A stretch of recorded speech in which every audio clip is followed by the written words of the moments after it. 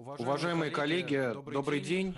Мы начинаем брифинг заместителя министра иностранных дел Российской Федерации Сергея Алексеевича Рябкова на тему инициативы России по гарантиям безопасности. После вступительного слова Сергея Алексеевича у вас будет возможность задать вопросы. А сейчас позвольте предоставить слово Сергею Алексеевичу Рябкову. Прошу вас. Спасибо большое, Иван. Рад всех видеть в добром здравии.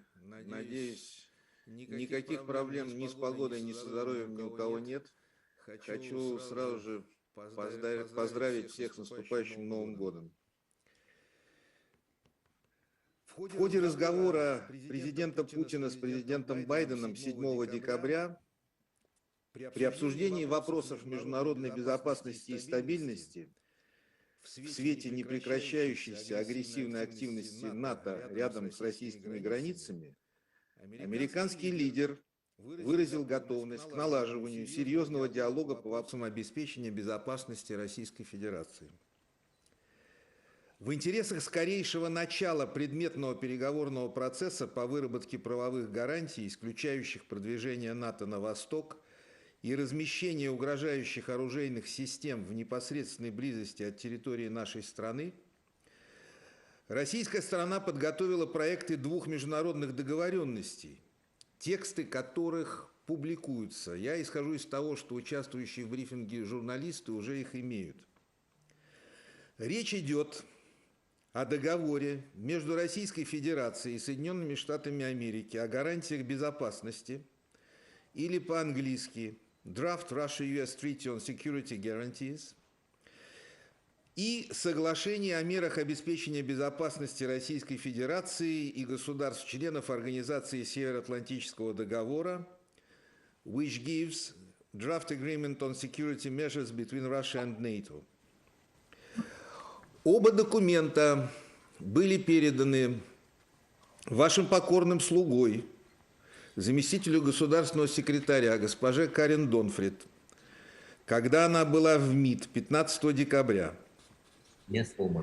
Мы сопроводили это развернутыми комментариями, разъясняющими суть и мотивы данной инициативы. 16 декабря, то есть вчера, проект соглашения с НАТО распространен нами среди стран-членов Североатлантического альянса. В ходе прошедших контактов внимание американской стороны было обращено на то, что в условиях, когда наши отношения подошли по вине Вашингтона к опасной критической черте, необходимо срочнейшим образом предпринять конкретные шаги по снижению градуса конфронтации. Проводимая США и НАТО на протяжении последних лет линия на агрессивную эскалацию ситуации в сфере безопасности абсолютно неприемлема и крайне опасна. Вашингтону и его союзникам по НАТО следует незамедлительно прекратить регулярные враждебные действия против нашей страны, включая внеплановые учения, опасные сближения и маневрирование боевых кораблей и самолетов, прекратить военное освоение украинской территории. Равным образом, как хорошо известно США и НАТО, гипотетическое втягивание Украины в Североатлантический альянс с перспективой появления у наших рубежей ударных ракетных комплексов с минимальным подлетным временем к Центральной России создает неприемлемые угрозы безопасности нашей страны, провоцируя тем самым серьезные риски для всех вовлеченных государств. Знают в западных столицах и о российском настоятельном требовании к Альянсу официально дезавуировать формулу своего Бухарестского саммита 2008 года о том, что Украина и Грузия станут членами НАТО. Ukraine and Georgia will become NATO members. This should be withdrawn. В этих условиях для нас очевидна необходимость выхода на общее понимание, что в современном взаимозависимом мире Безопасность каждой страны может быть обеспечена только посредством сотрудничества в рамках международного права. Именно с таких позиций и следует рассматривать российскую инициативу. Уверены, в ней заложен мощный позитивный потенциал для формирования международно-правовой системы безопасности в Европе и подтверждения приверженности выполнению обязательств по международному праву, содержащихся прежде всего в Уставе Организации Объединенных Наций. А кто звонил в МИД? В подготовленных нами проектах фиксируются обязательства о неприменении силы и угрозы ее применения каким-либо образом, несовместимым с Уставом ООН, а также о максимальной военной сдержанности. Предлагаем записать, что Россия и США не рассматривают друг друга в качестве противников, а для урегулирования проблемных ситуаций будут применяться механизмы консультаций на двусторонней и многосторонней основе. Важно также подтвердить принцип невмешательства во внутренние дела друг друга. В число других ключевых элементов проектов договоров входит следующее, но прежде чем я этого коснусь, хотел бы отметить, что оба текста составлены не по принципу меню, где можно выбирать одно или другое, а они взаимно дополняют друг друга и должны рассматриваться в комплексе. Разные аспекты тревожной ситуации в Европе, Евроатлантике и Евразии в каждом из этих документов отрабатываются по-своему. Нам важен именно комплексный, всеобъемлющий подход к проблемам в сфере безопасности и комплексный, всеобъемлющий характер гарантий безопасности Российской Федерации должен быть обеспечен. Возвращаясь к ключевым элементам проектов договоров, туда заложены обязательства о выстраивании взаимодействия на принципах неделимой и равной безопасности, недопустимости действий и мероприятий, затрагивающих безопасность друг друга, заложен тезис об отказе от осуществления деятельности как в индивидуальном порядке, так и в рамках международных организаций, военных союзов или, внимание, коалиций, которая подрывала бы коренные интересы безопасности другой стороны. С точки зрения формализации возможных договоренностей для нас принципиально важно, чтобы гарантии российской безопасности были положены на бумагу и имели правовой, то есть максимально обязывающий с правовой точки зрения характер. Другого варианта нет, поскольку характерной чертой нынешнего этапа отношений между Россией и коллективным Западом является полное отсутствие доверия, дававшееся нам различными политическими деятелями США и Европы в 80-х, 90-х годах заверения по разным сюжетам, в том числе относительно нерасширения НАТО, были грубо нарушены. А сейчас к нарушению этих заверений добавилась провокационная практика освоения территорий, непосредственно примыкающих к России, даже без формального вхождения тех или иных государств в состав Североатлантического альянса. Продвижение инфраструктуры альянса продолжается, этому необходимо положить конец и, по сути дела, вернуться на те позиции, которые стороны, в данном случае Россия и НАТО, занимали на момент заключения основополагающего акта об основах наших отношений в 1997 году. Как мы неоднократно заявляли ранее, на России и США в качестве крупных ядерных держав лежит особая ответственность за безопасность в Европе. Мы заинтересованы в мире и стабильности на европейском континенте. Президент России Путин неоднократно подчеркивал, что нам конфликты не нужны. Мы призываем американскую сторону самым серьезным образом отнестись к российской инициативе. Международная обстановка весьма накалена, и в общих интересах найти пути, как снизить напряженность. Со своей стороны готовы незамедлительно, хоть завтра, в прямом смысле слова, завтра, в субботу, 18 декабря, выехать для переговоров с США в третьей стране.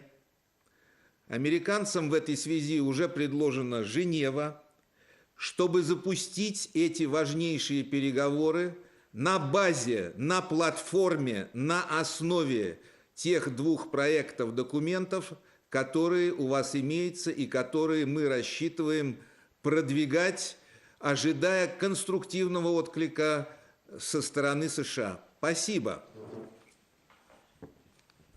Уважаемые коллеги, сейчас наступает время для ваших вопросов. Позвольте предоставить слово Джамиле Байрамуковой, ТАСС.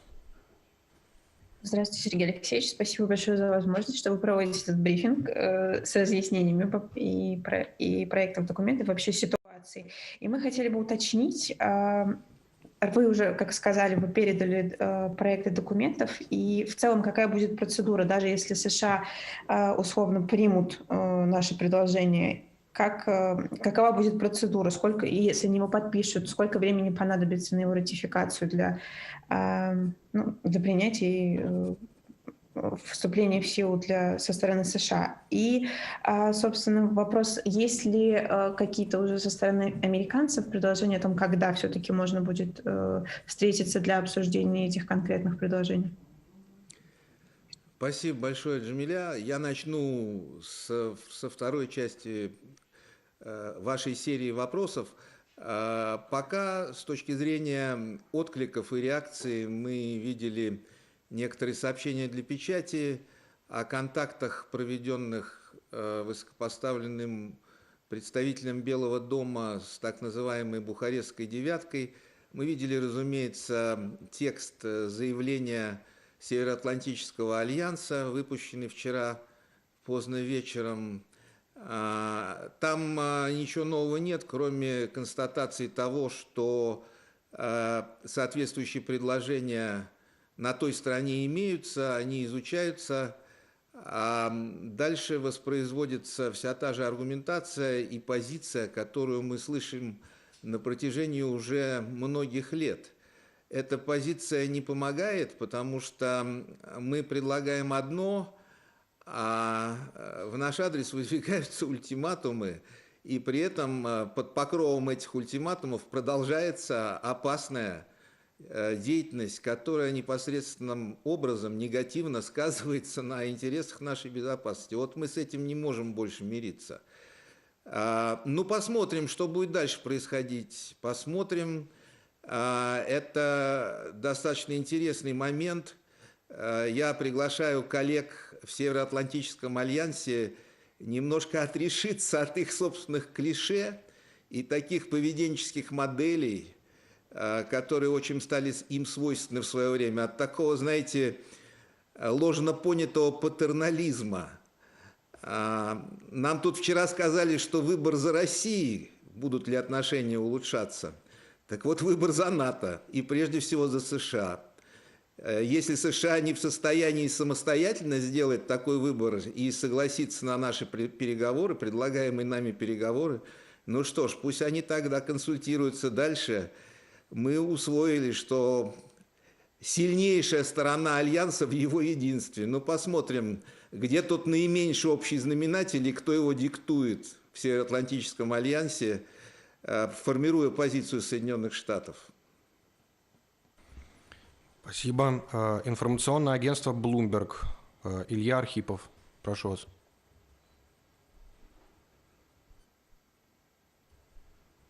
Илья? Добрый день, да-да-да. Я на связи, просто звук включал. Сергей Алексеевич, скажите, пожалуйста, ну вот на то, что мы слышали пока публичные заявления со стороны США, со стороны НАТО, они отвергают какую-либо возможность отказаться от пунктов, записанных по поводу Украины и Грузии на саммите 2008 года. В этой связи, если вот то, что вы сказали сейчас, и то, что написано в проектах договоров, которые вы распространили сегодня, требования еще гораздо более жесткие со стороны России. Фактически, хотелось бы уточнить первое. Правильно ли я понимаю, что вы сейчас не просто требуете приостановить дальнейшее распространение сил НАТО, ну, там, соответственно, Грузии и Украины, но и вернуться на позиции, которые были в 1997 году? Это значит, из каких стран еще надо будет НАТО вывести свои силы? Ну, слушайте, Илья, вы знаете, я, наверное, плохо подготовился к нашему общению, и мне надо было взять карты для того, чтобы отметить флажками, кружками все те объекты, которые появились поблизости от наших границ за все последние годы. И стрелками нарисовать, где кто летает, на каких типах самолетов, где какие корабли проходят, в какое время, как нарушается конвенция Монтрё в Черном море, циничным образом, потому что она не отвечает нынешним интересам поддержки геостратегических партнеров. Я не очень владею терминологией, там слишком много гибридной такой лексики, меняющейся от мероприятия к мероприятию в НАТО. За этим сложно уследить. Но суть-то не в этом. Наша позиция в том, что да, я могу подтвердить то, что вы сказали. Надо это все убрать и вернуться к позиции 1997 года. Сергей Алексеевич, насколько тогда, если даже решение Бухарестского саммита отказываются сейчас пересматривать Запад и страны НАТО, то ваши предложения в нынешнем виде выглядят еще более требовательными. Соответственно, на какой успех, как вы рассчитываете, где вы видите позицию для компромисса, если пока только со стороны России повышаются условия? Я не готов говорить ни о каких компромиссах, не потому что я к этому не приучен. Я как раз очень к этому приучен и много этим занимался. Но для того, чтобы говорить о каких-то компромиссах, нужно понимать, в чем позиция другой стороны. А у нас, знаете, как это все сейчас происходит? У нас происходит в стилистике в огороде Бузина, а в Киеве, прости господи, дай бог всем киевлянам здоровья, дядька. Вот так и здесь. Мы одно, а нам другое. Мы говорим, что надо нам гарантии безопасности получить, а нам говорят, отведите войска в пределах собственной территории. Но, слава богу, пока еще не говорят, на какое расстояние отвести. Но пройдет время, нам скажут, они все должны быть на Ямале или на Чукотке. Нет, на Чукотке нельзя, это будет близко к американским границам. Извините, это я что-то заговорился. Ну, в общем, вот в таком жанре это все происходит. Когда они что-то скажут, что-то более или менее внятное и реальное о параметрах возможных компромиссов, тогда мы будем рассматривать. А пока нет. Пока пусть читают то, что опубликовано, и то, что передано им. Спасибо. Илья, давайте дадим возможность задать вопросы вашим коллегам. Да. Благодарю вас. Елена Черненко, газета «Коммерсант», прошу вас. Большое спасибо, Сергей Алексеевич. Но все-таки вопрос. Вы же совершенно прекрасно понимаете, что большинство этих требований неприемлемо для американцев и их союзников по НАТО. Какую цель Россия преследует, выдвигая ультимативно заранее неприемлемые для другой стороны требования? Спасибо. Елена, давайте я не буду переходить в режим ответа на ваш вопрос своим вопросом. Я просто хочу на некоторой дистанции и без каких бы то ни было эмоций от того, что мы имеем перед собой, показать логическую нестыковку в вашей постановке вопроса. Вы говорите, что мы считаем, мы должны понимать, что наши предложения заведомо неприемлемы. Я так не думаю. Я думаю, ситуация, которая сложилась в Европе и Евразии в последнее время, она настолько радикально отличается от всего того, что было раньше, что здесь неприложимы, неприменимы никакие шаблоны, никакие стандарты из прежнего, из старого опыта к этой ситуации просто нельзя даже никаким образом приспособить. От прошлого надо нашим коллегам с той стороны отрешиться, взглянуть на все по-новому и начать, если хотите, писать наши отношения с чистого листа используя даже не в качестве отправной точки, а в качестве платформы и базы, основы будущих договоренностей, то, что нами положено на бумагу, передано и сегодня опубликовано. Это одна сторона. А другая сторона, вот никому не приходит в голову, кто пишет тексты в НАТО и их принимает, задаться вопросом, но ведь это же заведомо неприемлемо для России. Россия должна то, должна сё, должна отвести, должна привести и все прочее. Это же заведомо неприемлемо. Неужели они этого не понимают? Ну окей, пусть дальше. Бумага все стерпит. Спасибо. Телерадиокорпорация BBC, Стивен Розенберг, пожалуйста.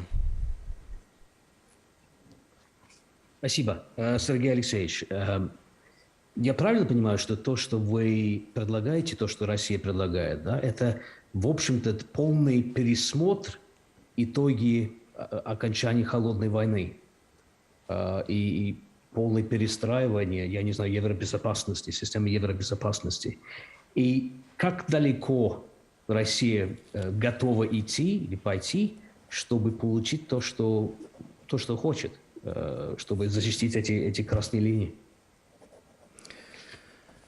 Я бы сказал, что это не пересмотр итогов холодной войны, потому что возврата к прошлому нет и быть не может. Я бы сказал, что это пересмотр той экспансии против интересов России, который коллективный Запад в разных форматах, с использованием разных ресурсов и разных партнеров осуществлял во враждебных для России целях последние годы. Это, наверное, легче всего охарактеризовать словами «enough is enough». Мы не говорим о том, чтобы вернуть все в какое-то положение, существовавшее, условно говоря, когда-то во второй половине или в конце XX века. Мы даем только одну контрольную дату, это 1997 год, это заключение основополагающего акта о взаимных отношениях, об основах отношений между Россией и НАТО. Мы тогда не смогли договориться о параметрах существенных боевых сил с Альянсом, несмотря на наши многочисленные требования.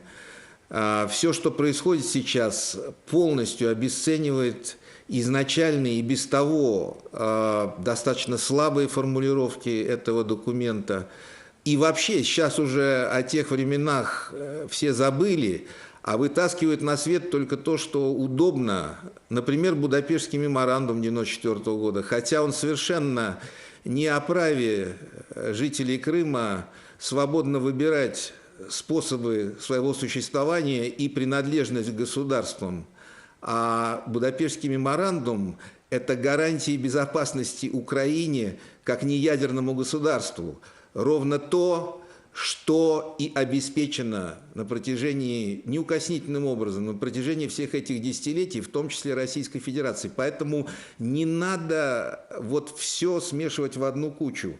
Мы предлагаем реально договориться на основе, на платформе наших документов, чтобы ситуация успокоилась. Выбор за НАТО и прежде всего за США.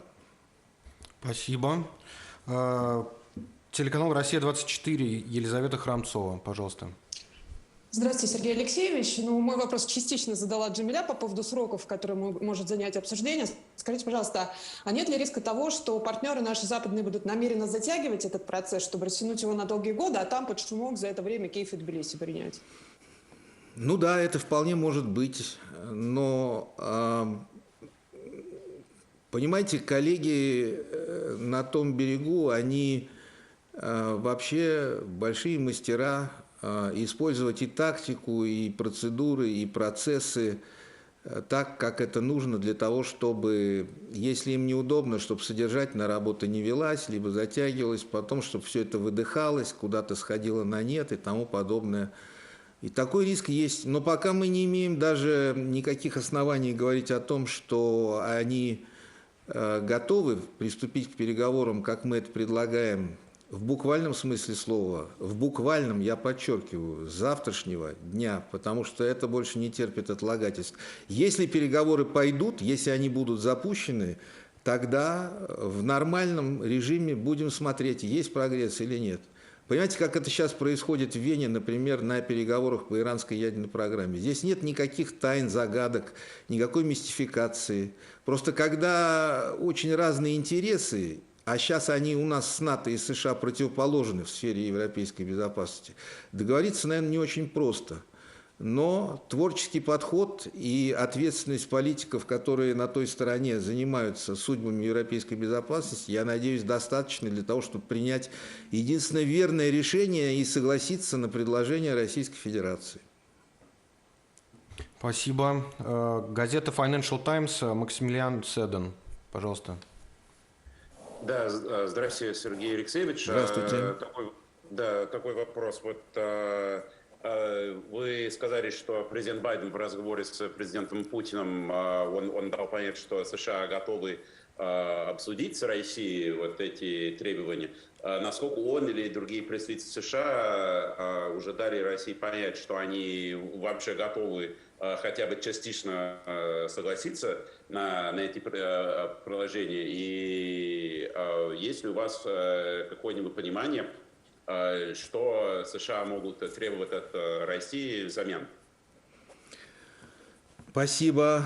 Я не обладаю информацией о том, какова может быть реакция американской стороны на наши предложения, сверх того, что мы прочитали в публичном пространстве, а именно заявление Североатлантического совета, датированное вчерашним числом, и короткий пресс-релиз Newsroom Белого дома о телефонном разговоре помощника президента США по национальной безопасности господина Джейкоба Салливана с высокопоставленными представителями Бухарестской девятки. Других никаких материалов относительно того, как, под каким углом рассматривается этот вопрос в Вашингтоне, у нас нет. Мы будем ждать и смотреть. Мы призываем коллег быстро определиться и назначить представителей, которые вступят с нами в эти переговоры. Мы свою команду сформировали, у нас есть понимание, что это будет межведомственный формат, все эксперты, занимающиеся этой тематикой, с нашей стороны в готовности, так что будем смотреть. Но пока мы не знаем ничего сверх того, о чем я сказал, тем более ни о каких аспектах, о которых вы говорите, что они могли бы рассмотреть или что они могли бы попросить взамен, мне ничего не известно, надо подождать, видимо, это все в процессе. Спасибо. РБК, Вероника Вишнякова, пожалуйста. Сергей Алексеевич, здравствуйте. Здравствуйте. Скажите, что будет, если наши предложения будут отвергнуты, и какие гарантии нападения на Украину Россия готова была бы дать своим партнерам? Гарантии чего вы сказали, извините? Не нападение на Украину. Вот, собственно, то, чем сейчас обеспокоен Запад. Послушайте, неоднократно на эту тему высказывались руководители, президент, министр иностранных дел, наши военные представители всех уровней и рангов. Мне к этому нечего добавить. Я думаю, что те, кто постоянно эту тему разогревает, движимы противоположным желанием не избежать конфликта, а именно разогреть ситуацию и спровоцировать в том числе власти в Киеве на необдуманные и такие опасные действия. Это вполне возможно. В прошлом мы видели немало ситуаций, когда похожий такой поведенческий стандарт применялся нашими оппонентами с западной стороны. Ну, а что касается более широкой картины, то пока нам не сказали «нет». Нам не сказали «да», но и не сказали «нет». Вот если бы мы услышали после нашего брифинга, что окей, давайте с завтрашнего дня соберемся, например, в Женеве или где угодно, в любом месте. Правда, наверное, трудно будет это сделать в Вашингтоне, потому что здесь проблемы с визами в американском посольстве, выдачи виз, а нам трудно ехать, подавать визовые заявки куда-то в Ереван или в Нур-Султан, мы тогда к завтрашнему дню не успеем. Вот мы готовы там, где удобно встретиться, американцам сразу же этим заняться.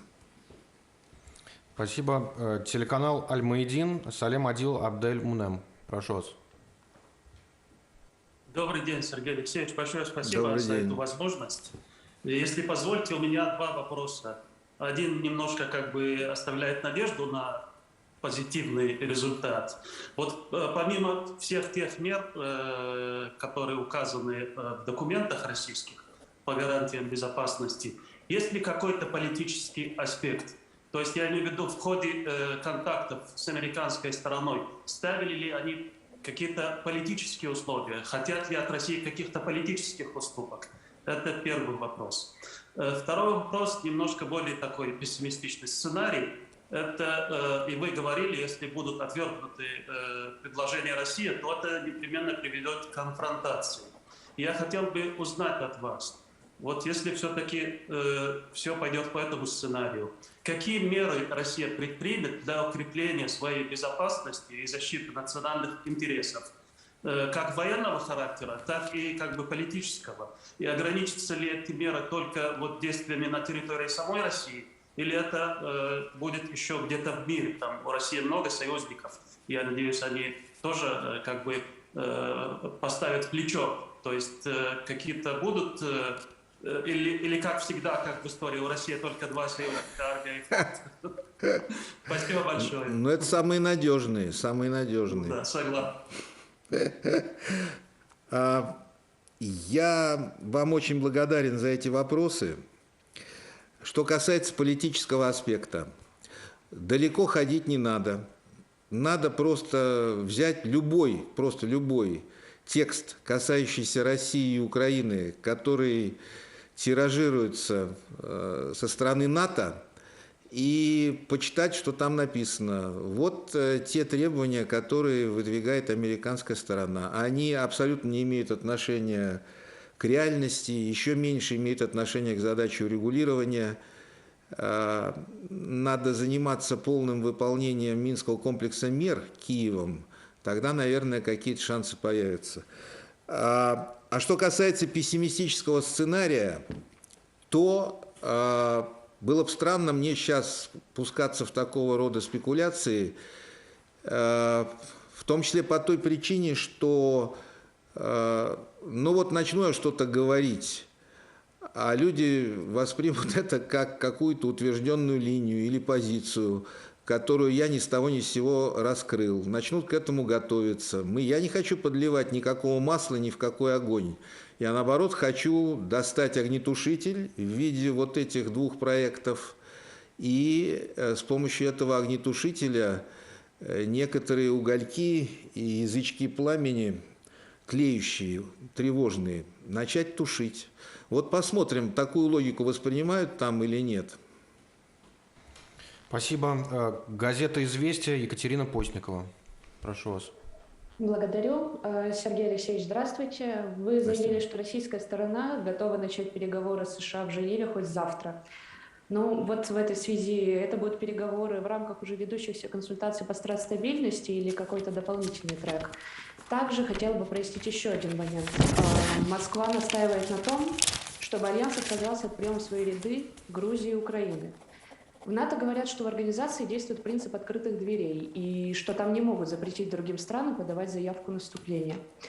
Означает ли это, что Москва настаивает на фактическом пересмотре Вашингтонского договора и требует от НАТО внести в него поправки, которые бы четко обозначили географические рамки Альянса? Спасибо. Спасибо. Начну с принципа открытых дверей. Мы слышим постоянно, что ни у кого, кроме самих стран НАТО и так называемых абитуриентов, нет вето на такого рода решения. И мы, разумеется, не оспариваем, что в целом ряде документов записано, что каждое государство имеет суверенное право свободно выбирать или менять способы обеспечения своей безопасности, включая принадлежность к военно-политическим союзам. Но, как всегда, у натовцев, когда им это выгодно, они ставят точку там, где это им нужно. А остальное, что следует за этой точкой в тех же самых документах, они это стирают ластиком, они это опускают, они это игнорируют. Они в последнее время над этим насмехаются и все больше как-то делают вид, что это не о том и не из реальной жизни. А я напомню, что свобода вступления в союзы не может быть абсолютной. Во-первых, в тех же самых документах, под которыми подписывалась Россия, ни СССР, ни Россия не подписывались под Вашингтонским договором, хотя был момент, когда вопрос о вступлении России в НАТО, гипотетический, стоял. И стоял серьезно. Но это очередная была упущенная возможность с натовской стороны. Я не буду в это углубляться, это к делу не относится. Так вот, в тех документах написано про военно-политические союзы, свобода вступления в союзы по мере их эволюции, обращаю внимание, эволюции, которая с нашей точки зрения последние 20 лет была только негативной, только на антироссийской основе, только угрожающей нам. Заклинание о том, что НАТО оборонительный альянс, пусть они оставят себе, или кому-то, кто живет подальше от НАТО и не испытывает на себе вот это давление, вплоть до риска, который пассажиры гражданских самолетов испытывают, когда неопознанные разведывательные пилотируемые беспилотные аппараты в Черноморском регионе, где угодно, пересекают утвержденные трассы гражданской авиации. Так что это все, знаете, рассуждения для тех, кто не погружен в материю. А помимо эволюции Альянса, там еще написано, что и написано в том числе в Хартии европейской безопасности 1999 года, на которую обожают ссылаться наши оппоненты, когда это им выгодно. Так там написано, что безопасность неделима, и никто не имеет права укреплять свою безопасность за счет безопасности других. Это, знаете, категорический императив Канта: не делай другому то, что не хочешь, чтобы делали тебе. Но люди, которые выросли на основах этой западной цивилизации, почему-то считают, что вокруг них какие-то, ну не знаю, папуасы, которые ничего не смыслят, в том числе с точки зрения собственной безопасности. Ну, это ошибка на самом деле. Надо учить материальную часть, уважаемые господа. Читайте книжки, документы. Мы можем вам прислать все ссылки, чтобы вы лучше были вооружены к вашим последующим обсуждениям в рамках Североатлантического совета и на других площадках, хоть бы и в Евросоюзе, о том, у кого какая свобода и чем она ограничена. Журнал «Нью-Йоркер», Джошуа Яффа. Пожалуйста. Здравствуйте, Сергей Алексеевич. Здравствуйте. Если говорить о предполагаемой хронологии развития событий, вы на днях и сегодня подтвердилось, что российская страна ожидает, что, условно говоря, этот путь надо пройти быстро, вот, в ускоренном порядке. А вы не могли бы чуть более конкретнее разъяснить, вот, о каком сроке идет речь? То есть через сколько дней, недель, месяцев российская страна будет для себя делать выводы о намерениях США, или, вот, иными словами, после какого срока российская страна перейдет к другим формам продвижения или процесс попытаться добиваться своих интересов, если этот поймет, что форма предполагаемых переговоров не сработал. И второй вопрос. Почему вот такой срок ускоренный необходим? Кажется, что многие из пунктов или предложений, озвученных вами сегодня, относятся к списку желаний, которые мы слушаем много раз от российской стороны в одной или другой форме на протяжении много лет. И даже если США и НАТО были готовы взяться на серьезное обсуждение данных вопросов, очевидно, что это востребовало немало времени. Это сложный процесс, наверное, который нельзя быстро проходить. Почему тогда вот такой ускоренный режим необходим для российской страны? Спасибо вам.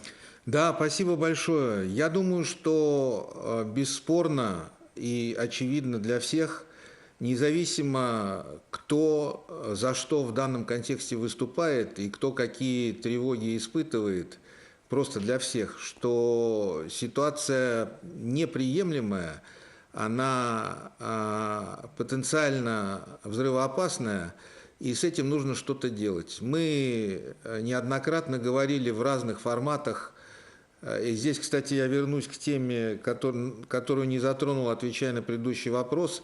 Мы предлагаем именно отдельные переговоры, помимо нашего регулярного формата диалога по стратегической стабильности с США. Да, в диалоге по стратстабильности США создана рабочая группа по потенциалам и действиям, имеющим стратегический эффект. Ясно, что то, о чем мы говорим сейчас, все имеет стратегический эффект, и там эту тему тоже нужно будет обсуждать, но мы предлагаем отдельные переговоры. А почему быстро? Потому что нету ощущения, что иным способом можно эту ситуацию перехватить и как-то стабилизировать.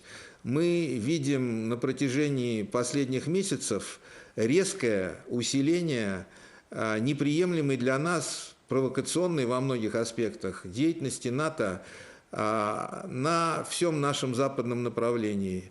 Об этом можно долго говорить. Наверное, мы соберемся еще не раз, чтобы это обсудить.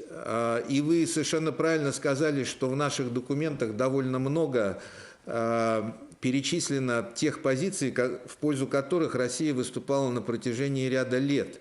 Это именно так, и это неудивительно. Мы же с теми позициями выступали и продолжаем выступать не исходя из какой-то собственной прихоти или от желания лишний раз повстречаться с натовцами и пообсуждать с ними насущные вопросы. Это просто производная от тех потребностей, тех нужд в сфере нашей безопасности, которые реальны. Насколько быстро или медленно? Да, но давайте для начала начнем. У нас политическая воля есть. Мы будем смотреть, что с той стороны будет происходить. В принципе, вопросы настолько понятны, они столько раз обсуждались, обкатывались на разных площадках, что какой-то технической проблемы отрегулировать все это я не вижу. Тем более, что мы значительную часть работы за западных коллег уже сделали, все написали договорным языком, все выверили, все ссылки, все там кросс-референс, сделали перевод даже, перевод сверяли с источниками, понимаете? То есть все на блюде вам написали, вам осталось только подписаться под этим. Это вообще можно сделать за пару дней. Спасибо. Телерадиокомпания «Звезда», Виталий Акиньшин. Прошу вас. Да, добрый день. А представьте вот такое развитие событий, и, возможно, в принципе, что НАТО просто проигнорирует это обращение и никаким образом не ответит. Что тогда? Где тот предел дипломатии? Будем совершенствовать двусторонние соглашения о предотвращении инцидентов, увеличении дистанции опасного сближения. Будем заниматься разработкой документов, которые по сегментам, по фрагментам укрепляют военную безопасность. Но кардинально эту проблему не решит. Риски очень высокие. Поэтому я предостерег бы от того, чтобы дипломатическая и политическая мысль на Западе двигалась в том направлении, которое вы предлагаете. Я за то, чтобы они взяли наши предложения в качестве платформы, в качестве основы и отнеслись к ним максимально серьезно. Спасибо. Болгарское национальное радио, Ангел Григоров.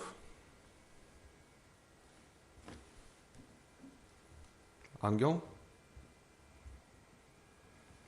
Видимо, какие-то проблемы со связью. Давайте попробуем телеканал iNews, Марам Химси. Есть. Есть Ангел? Да, Ангел. Есть болгарское радио. Здравствуйте, Ангел, рад вас видеть. Как ваши дела? Сергей. Здравствуйте. Отлично у меня дела. Я хотел с вами всегда приятно и полезно пообщаться. Взаимно, на взаимно. В парке и в продуктовом магазине. В парке, да, и в продуктовом магазине. Сергей Алексеевич, вот у меня такой вопрос. Если, допустим, гипотетическая ситуация, пойдут навстречу ваши западные партнеры, готова ли взамен Россия пересмотреть свое военное сотрудничество с Китаем? Насколько мне известно, вот эти маневры совместные беспокоят Вашингтон. И обязаться не заключать никогда военный союз с Китаем. Спасибо. Я не стал бы соотносить одно с другим. У нас с Китаем отношения совершенно особые, предельно тесные, дружеские. Это действительно всеобъемлющее партнерство. Я не вижу проблем в наших отношениях с Китаем, которые, скажем так, кому-то доставляли бы неудобства, и не вижу никаких действий в наших отношениях с Китаем, которые могут кем-то восприниматься как не соответствующие их интересам. Поэтому здесь нету ничего, что могло бы быть поставлено в контекст наших очень проблемных отношений с США и Североатлантическим альянсом. Правда, есть ситуация, связанная с нашим давним известным предложением, которое выдвинул президент Путин, и мы сейчас в проектах наших документов к нему вернулись, о взаимном отказе от размещения ударных средств средней и меньшей дальности. У нас действует мораторий в этой сфере, и он будет действовать, пока где бы то ни было в мире не появятся аналогичные системы американского производства. Мы предлагали определенные схемы, и их не убираем со стола, как начать движение по этому пути в Европе, хотя сейчас сформулировали их в более общей и обязывающей форме в проектах договоров, но то же самое относится и к Азии. Вот то направление, где, я думаю,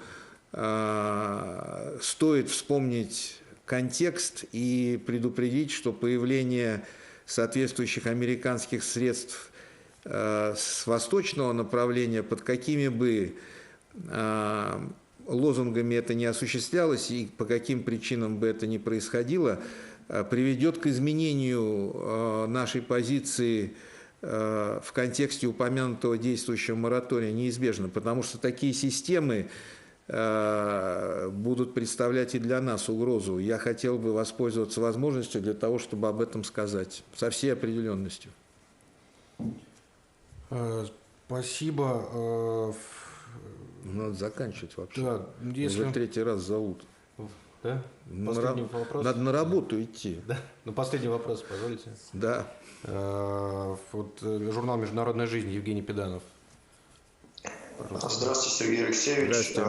Вы говорили на прошлой неделе, что российские предложения затрагивают самый нерв ситуации в Евроатлантике. Не могли бы вы коротко пояснить и сказать, согласны ли с подобной оценкой ваши иностранные коллеги? Есть ли какая-то реакция заинтересованных европейских участников НАТО?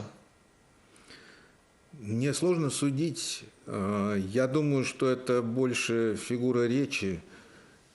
Смысл не в том, сердцевина затрагивается или какие-то периферийные нервные окончания, но то, что это достаточно болезненно, вся эта тема, это факт.